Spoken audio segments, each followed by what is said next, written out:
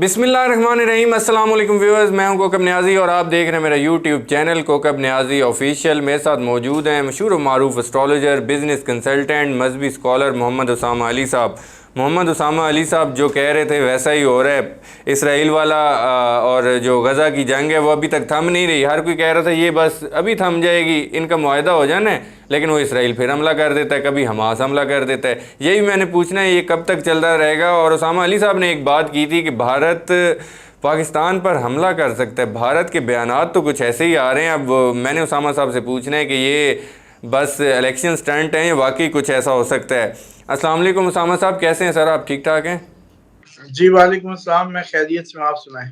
अल्लाह का शुक्र। सर आपकी पिछली प्रेडिक्शन अभी कंप्लीट हुई होती है दुरुस्त, वो मुझे अगली की पड़ जाती है। वो आप जो भारत वाली कह रहे थे कि पाकिस्तान पर हमला कर सकता है, वो उनका वजीर दिफा कह रहा है कि भारत की तरक्की देखकर आज़ाद कश्मीर तो खुद ही पाकिस्तान के बजाय भारत में शामिल होने का मुतालबा करेगा और हम उसे उसमें जम कर लेंगे। और जम्मू कश्मीर के वजीर आला रहे थे काफ़ी दफ़ा फ़ारूक अब्दुल्ला साहब, वो कहते हैं भारत को आज़ाद कश्मीर को जम करने की बात कर रहा है। कोशिश करके देख ले तो पाकिस्तान ने कोई चूड़ियाँ नहीं पहनी हुई, एटम बम भी चला सकता है। आपको लग रहा है कोई एटम बम चलने वाले हैं? कोई एटमी जंग तो नहीं शुरू होने वाली? बिस्मिल्लाहिर्रहमानिर्रहीम। अल्लाहुम्मा सल्ली अला मोहम्मद व आले मोहम्मद। अल्हम्दुलिल्लाहि रब्बिल आलमीन। देखें, ये पहले तो फ़लस्तीन वाली बात का मैं आंसर कर दूं कि ये आप लोगों को लग रहा है कि ये जंग सिर्फ फ़लस्तीन और कोई इसराइल की जंग है। पूरे अरबों का सर लेने की जंग है। ये प्लान जो है ये इनके लिए है, लेकिन ये इतनी मासूमियत से इसका शिकार होंगे, हैरत है। मतलब वो खैर हैरत इस अंदाज से जरूर है कि हम समझते हैं कि भी इतना पैसा इतना माल है तो अकल होगी, लेकिन खा खा के जो है ना इनकी अकलें कुंद हो गई अय्याशी में। हम्म। अब उसी की सजा है। हमारी कौम को खैर सबक सीखना चाहिए। हमें तो खैर बुनियादी जरूरतें ही पूरी नहीं मिली, हम्म। तो थोड़ी बहुत हमें जाग रहे हैं हम। तो मजीद कोशिश यही है कि इनसे हम सबक सीख लें कि ये अय्याशी का ये अंजाम होता है। और आखिरी टाइम तक अब हमें पता चल रहा है कि मौत तुम्हारे सर पे है, इनको नहीं पता चल रहा कि मौत इनके लिए आ गई है। ये समझ रहे हैं फलस्तीनी मरे। हालांकि ये नहीं पता कि यार ब्लड की जो है ना साथ लेने के लिए आए हैं। ये जो है ये सिर्फ फलस्तीनी नहीं गए, ये आप लोग सब के सब गए हो। और ये समझ रहे हैं कि ये सिर्फ फलस्तीन के लिए है और ये खून सिर्फ इनका बहना है। नहीं, ऐसा कुछ भी नहीं है। ये अलीफ है, अलीफ है, वन है, टू थ्री। अरब ब्लड का वो जैसे कहते हैं ना, वो एक साइड से वो कट लग गया है, ये खून अब शुरू है। और ये लोग समझ ही नहीं पा रहे कि ये इसराइल का वजूद इधर किस लिए था, इसी दिन के लिए रखा गया था। और इसी के जरिए ये सारा इन्होंने अरब को जब कंट्रोल करना था तो करना था, तो वो हो गया। तो समझा कि एक क्वेश्चन ले अब लिया। आते हैं कि ये जो आपका कश्मीर है। जी जी, एक सेकंड, मैं इस बात पे ज़रा बात करना चाह रहा हूँ। आपने अरबों की बात की है, बज़ाहिर तो ऐसा कुछ नहीं लग रहा। हमले फ़लस्तीन पर हो रहे हैं, अरब तो अमीर ममालिक हैं, उनको तो कोई हाथ भी नहीं लगाता, सारे उनके साथ मुआहदे करने पे तुले हुए हैं। देखें, आप लोगों को फिर एक बात समझ लें कि या तो सारे फिर अपनी कर लें। आप लोगों हम्म। का मीडिया बता देता ना ये जंग कितने दिन चलनी ये भी है। है। उस दिन तो कह देते कि ये सीज फायर हो जाएगा, हमास ऐसी हमला ऐसे ही है। करती है, 10 दिन होती है फिर खत्म हो जाती है।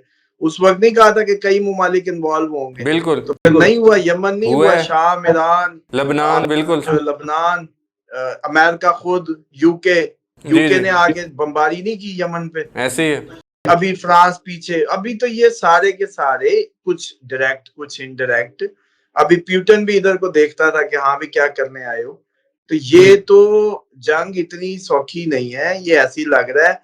प्यूटन और चाइना की कोशिश होनी है खून अरबों का बहे, इधर ही खेलो, अमेरिका को यहां से भगाओ।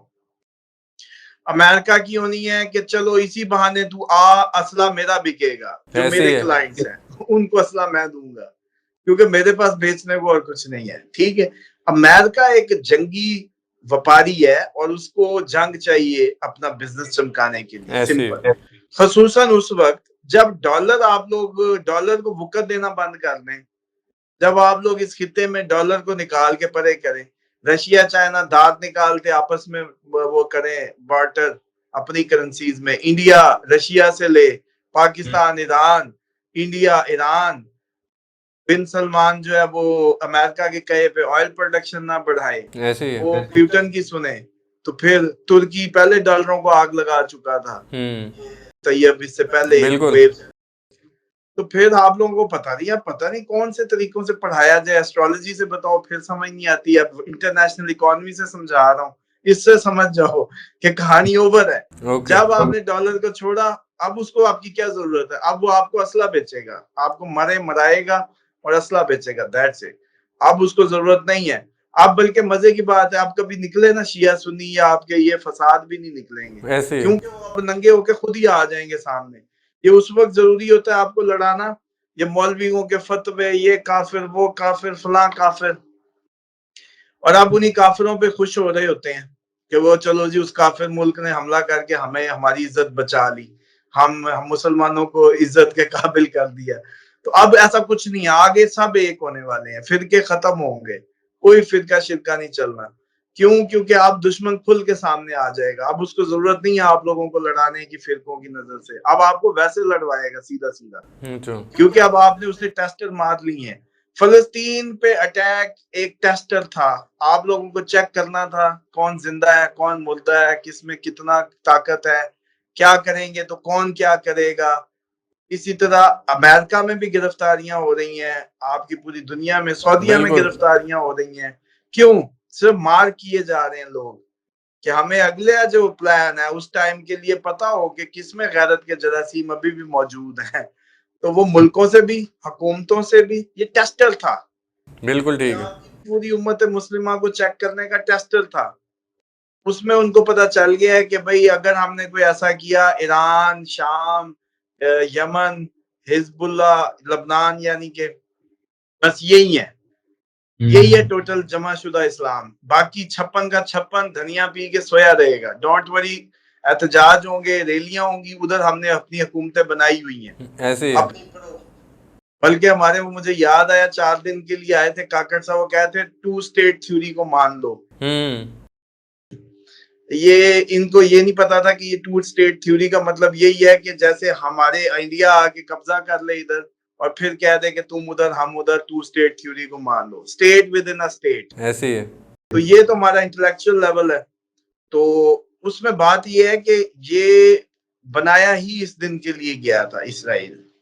बिल्कुल। आज वो अपनी वजह खलकत पे है, आज वो अपना मिशन पूरा कर रहा है। बिल्कुल ठीक इसी है। तरीके से जो आपने कश्मीर की बात जी। की, कश्मीर इशू भी इस खित्ते के लिए छोड़ा गया था। हम्म। अब उस जख्म को भी उसने कुरेदना है। हम्म। इंडिया पाकिस्तान जंग मौजूद है।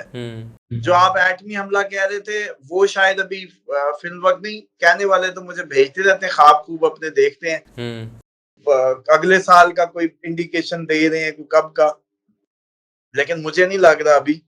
और इसमें एस्ट्रोलॉजी में इंडिकेशन ढूंढना बड़ा मुश्किल है इसको, क्योंकि पहले अटैक हुआ हो, कोई भी माजी में ऐसा अटैक हुआ हो, उसकी रिजेम्बलेंस निकालनी होती है। अच्छा। उससे जो भी प्लैनेटरी मूव होते हैं। ठीक है। तो क्योंकि अब एटमी हमला हुआ नहीं, तो उसको निकालना इतना आसान नहीं, लेकिन ये जरूर है कि हमला जरूर मौजूद है, हमारी आगे जंग ही जंग है। अच्छा। हम भी, ये भी सारा, हम सारे इस खित्ते ने जंग में ही नहाना है, डोंट वरी। और इसके दिन है जितने भी गुजारने हैं आप लोग। और जो कश्मीर वाली बात है, वो तो आपका पाकिस्तानी बहुत बड़ा बिजनेसमैन भी यही कहता है कि हमें क्या फायदा हुआ आजाद होके इससे, आज हम इतनी बड़ी मंडी से अलहदा हो गए हैं। 1 रुपए का भी प्रॉफिट होता तो 1 अरब बनता, सेल का आता हमें। ये तो है। तो इसीलिए वहां के बिजनेसमैन ज्यादा अमीर हैं।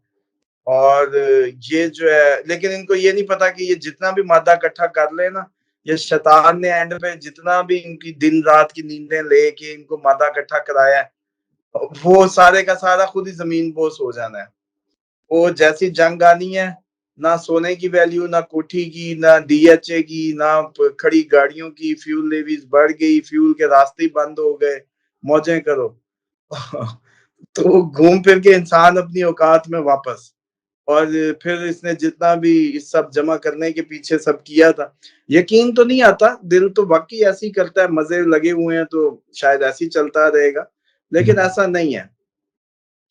तो कश्मीर को जो उन्होंने कहा है ना कि ये हालात पाकिस्तान के बनाए ही इसलिए गए हैं और ये भरपूर मैं तो कभी-कभी डिफरेंटली सोचने लगता हूँ। क्या? ये जो नवाज शरीफ साहब की दोस्तियाँ और ये फिर बाजवा साहब ने कहा था कि जी वो आ रहे हैं मोदी, तो फिर शाह महमूद फड़के थे, फिर उसके बाद इमरान खान उतर गया। तो ये तो इंडियन इन्फ्लुएंस पे ही सारी जैसे मामला हुआ, ये भी कोई इसमें बईद नहीं है। अच्छा। और आज आप देखें कि इकॉनमी को वहां ले जाया गया। कमजोर पाकिस्तान ही इंडिया के हक में था, तो फाइनेंशियली इकोनॉमिकली हम कमजोर हो गए। तो अब पाकिस्तान खैर मसला ये है कि जो फेज आगे आ रहा है उसमें कश्मीर का उन्होंने बिल्कुल जैसे कहते हैं कि उनको सही दलील दे रहे हैं कश्मीरियों को। और बिल्कुल ये मैं समझता हूँ कि ये उनको टेक्निकली वो कोई भी हो, आजाद कश्मीर वाले क्या रो रहे थे कि पानी हमारा, बिजली हमें हमें यूनिट महंगा करके दे रहे हो। तो मैनेजमेंट के इश्यूज भी तो चेक करें ना, तो उसके इम्पैक्ट तो ओवरऑल आने ही थे। जब सही ट्रू डेमोक्रेसी नहीं होगी, लोगों की अपनी हक राय का एहतराम नहीं होगा, तो इस तरह के ही जो है वो आने थे, जो सीक्वेंस निकलने थे। बाकी रह गया कि इंडिया के अंदर खुद भी अब हिंदू मुस्लिम मजहबी मुनाफरत और फसाद फैलने वाले हैं। अच्छा। और ये इंडिया ने स्टंट करना ही करना, मोदी ने जिस सोच से वो आ रहा है और बड़ा स्ट्रांग होके आएगा और ये करेगा वो वेंचर पाकिस्तान पे भी, और ये कश्मीर को भी जम करने की प्रॉपर कोशिश करेगा वो। और ये जंग जो है चाइना और अमेरिका और इस सारी की मजीद जैसे कहते हैं इसको हवा मिल जाएगी, ऐसा भी पॉसिबल है, क्योंकि चाइना का भी हम वाहिद रास्ता है ऊपर से घूम के आना, फिर यहाँ का गवादर नहीं चलने दिया। उस पर भी मैं कहता होता था, तो मुझे याद है लोग कहते थे नहीं नहीं ऐसे कैसे। मैं कहा जिस दिन गवादर चलने के करीब हुई उस दिन पाकिस्तान क्लियर अनरेस्ट में चला जाएगा। बिल्कुल। तो ये गवादर पाकिस्तान के जैसे कहते हैं ना कि उल्टा सलामती की दुश्मन है, क्योंकि अमेरिका बिल्कुल आपको नहीं करने देगा ये। बिल्कुल वही हुआ, अब तक लोग फंसे पड़े हैं इन्वेस्टमेंट्स करके।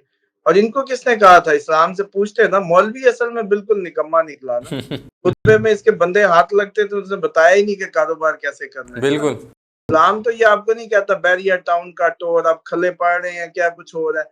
मतलब अब आप ये देखें कि इस्लाम तो प्रमोट नहीं करता दौलत को किसी डंप करने पे, या एक ऐसी चीज जो लोगों की दस्तरस से दूर कर दी जाए। बिल्कुल उसमें कई जिंदगियां रह सकती हैं, प्रॉस्पेरिटी, ह्यूमन से छत छीन ली जाए। मतलब वो घर ही नहीं बना पाता, ऐसे ही है। इतना पैसा उधर फेंक दिया कि इसकी डिमांड इतनी हाई कर दी कि अब एक आम गरीब आदमी अपना नौजवान घर शादी करना चाहता है, घर बनाना चाहता है, अल्लाह के हुक्म के मुताबिक आगे चलना चाहता है, नहीं चल सकता, बिल्कुल क्योंकि घर नहीं है, शादी नहीं है, शादी नहीं है तो हरामकारी है। मतलब अब ये एक सीक्वेंस है। तो इन्होंने असल में शैतान के निजाम को प्रमोट किया ये सारे प्रॉपर्टी वर्ल्ड ने। तो अब इन्होंने भुगतना है, तो अब रोना क्या, निकाला ही कुछ नहीं। एक पहले प्लाट सही बिका, मकान बनाया, मकानों से प्लाजे, प्लाजों से टाउन काटे, टाउन काटे, आज वो वहां ला के डंप होके टाउन अब बिक नहीं रहा। बिल्कुल पैसा उधर का उधर ही, जो धोखा था। तो ये सूरत हाल होनी है। और आगे जो जंग है वो तो जिसको कहते हैं कि हाई टाइम होगा पाकिस्तान भी इसमें चला जाए। बिल्कुल ठीक। बहुत शुक्रिया मोहम्मद उसामा अली साहब, आपने वक्त दिया। व्यूअर्स, मोहम्मद उसामा अली साहब की आपने प्रेडिक्शन सुनी, इनके व्यूज़ सुने, इनके एनालिसिस सुने। नेक्स्ट वीडियो में आप लोगों से दोबारा मुलाकात होगी। उसामा साहब से अगर आपकी कोई जायचे के मुतालिक या कोई भी क्वेश्चंस हों, एक तो कमेंट में मेरे साथ भी शेयर कर सकते हैं, मैं उसामा साहब से पूछ लूँगा। और अगर आपकी कोई पर्सनली जायचा बनवाना है या कोई इस रिलेटेड कोई आपका पर्सनल काम है, तो उस हवाले से आप उसामा साहब का नंबर हमारी स्क्रीन पर चलता रहता है, आप डिस्कस कर सकते हैं। व्हाट्सएप नंबर होता है, उसामा साहब आपको उसका भी जवाब दे देंगे। मुझे और उसामा साहब को इजाज़त दीजिए। अल्लाह हाफ़िज़।